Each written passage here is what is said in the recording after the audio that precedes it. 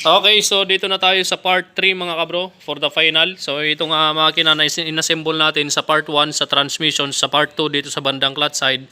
At yung part 3 natin ilalagay na natin to doon sa chassis, tapos kakabit na natin yung block tsaka cylinder head. So bali ipapakita ko na lang sa inyo mamaya yung timing mark sa may magneto tsaka sa may cam gear. Yan, dito sa may camshaft dito sa taas. Papakita ko na lang sa inyo mamaya. Okay, so dito sa parte na to, bubuuin na natin to at papaandarin na natin. Okay, so yan, Rider 150 Fi na in-overhaul natin. Yan pa yung mga ibang pyesa. Okay, so ilagay na natin to.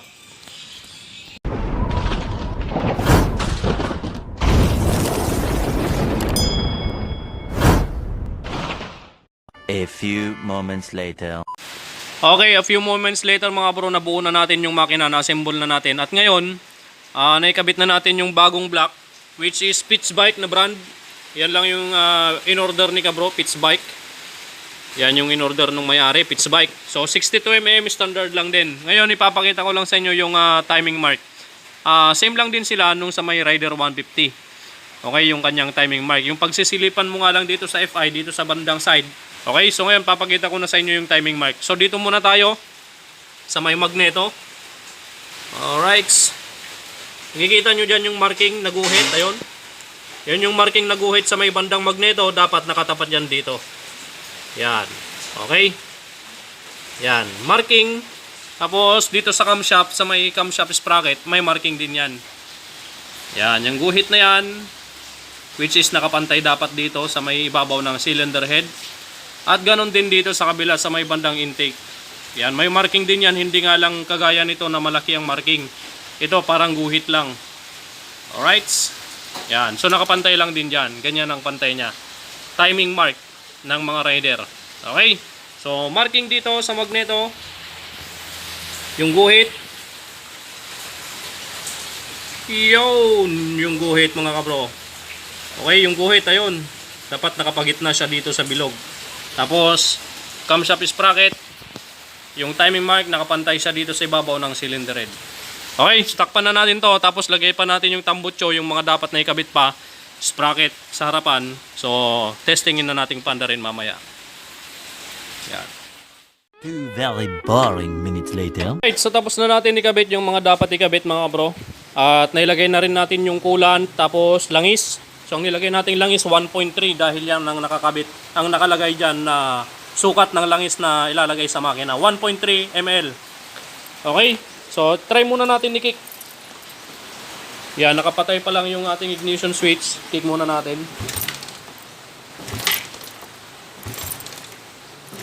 Okay, so try natin isusi. Yan, push button natin. Yun. Ayos. Ayan o, malamig pa yung tambutso niya mga kabro. So first start natin yan sa overhaul natin. So far so good naman mga kabro. So pakyatin muna natin yung langis. At syempre, at kapag unang andar niya, i-check natin palagi kung nagpapump yung langis. Mula dito sa oil pump, dapat umaakyat siya papunta dito. Okay, itong tornilyong to na 8mm na may tanso, kadugtong nito yung pababa na yan, papuntang sigunyal yan. Okay, so check natin kapag binuksan natin to, dapat may langis na lalabas.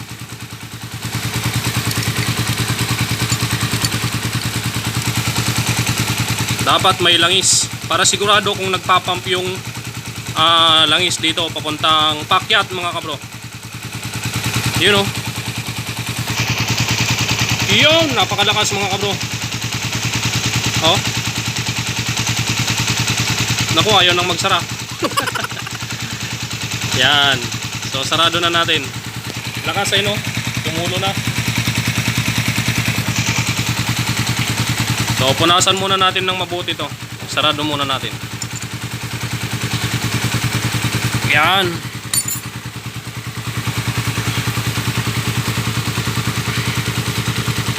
Magos na yung langis. Punasan muna natin.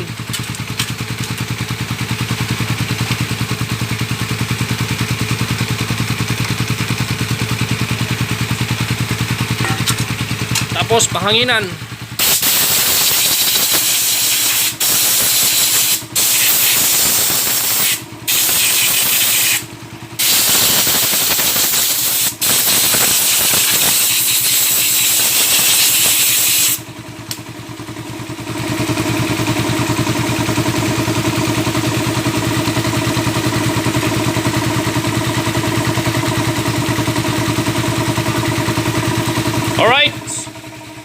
Tapos na yung ating overhaul.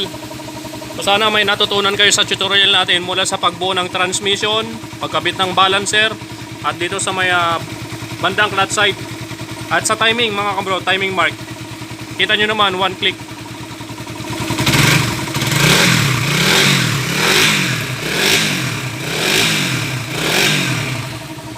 Ayos. Ingay yung compressor natin.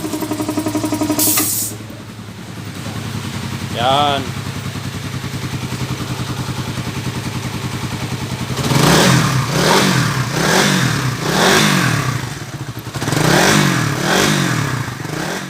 One eternity later.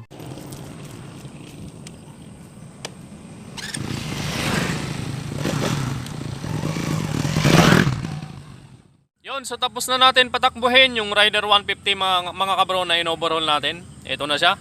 Kondisyon na ulit, pwede na ulit pang service. Sana hindi na ito makargahan ulit ng grinding compound. Yan, sabihin ko na lang sa may-ari na palitan niya ng CNC bolt dito sa kanyang takip sa may lagayan ng langis para hindi basta-basta mabuksan ng kamay. Okay? Ayan, maraming salamat po sa inyong panonood mga kabro. Yan, sana may natutunan kayo mga bro mula sa part 1 hanggang part 2 at yung part 3. Ito yung final mga bro, okay na. Kondisyon na, maraming salamat at God bless you all. See you again next video mga bro. Alright!